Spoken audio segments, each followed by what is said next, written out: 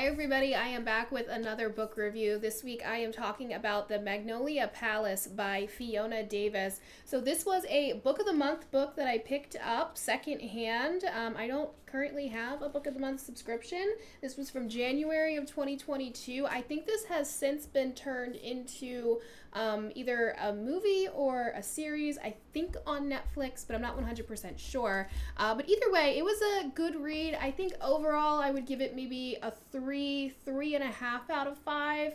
It's one of those interesting books that's kind of switching perspectives. One of the perspectives is back in, I want to say, maybe like the 1920s, 1930s, and then the second perspective is in the 1960s. So both of the perspectives, both the older and the more modern one, are technically not modern for us anyway. So it's very interesting. Basically, the story starts with this woman who is a model for different sculptors. She's known as Angelica. She ends up getting kind of stuck in like a sticky situation where her landlord was infatuated with her and he killed his husband. And so the cops instantly thought that there was some sort of a romantic relationship between the two. So she flees her apartment and kind of goes into hiding as a secretary for a very wealthy family. This family collects art. They're kind of like as rich as the Rockefellers, kind of. And in current day, or at least in the 1960s, that home has been turned into a museum where people can come and see the art. But the woman that she ends up being the secretary for is the rich man's daughter, and she's difficult to say the least. And anyway, just kind of chaos ensues.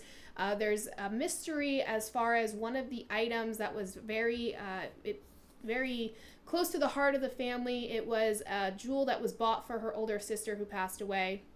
It has been missing for 30, 40 years. Nobody knows where it went. Nobody knows what happened. But there was never a police report filed, so it's kind of interesting why nobody ever reported it missing, but it is known that it is missing.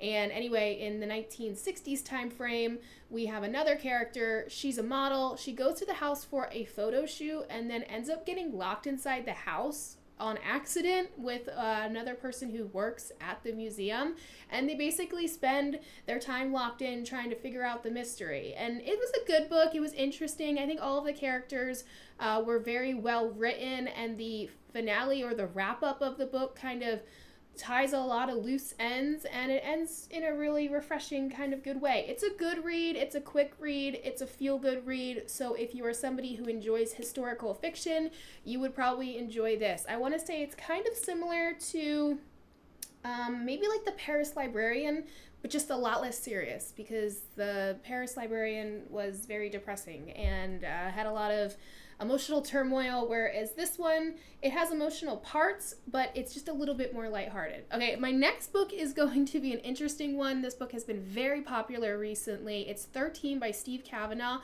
It's actually part of a series. So the main character in this book, his name is Eddie Flynn. I think this is the fourth in the Eddie Flynn, it's not a trilogy, obviously, because it's the fourth, but I guess the Eddie Flynn series. I don't know if there's more after this, so I don't know if 4 is the final one. I don't think it is, with the way they kind of set up the very last chapter of this book. It kind of is a bit of a cliffhanger, so I'm pretty sure it must be at least a 5th, if not a 6th and 7th. I'm not sure.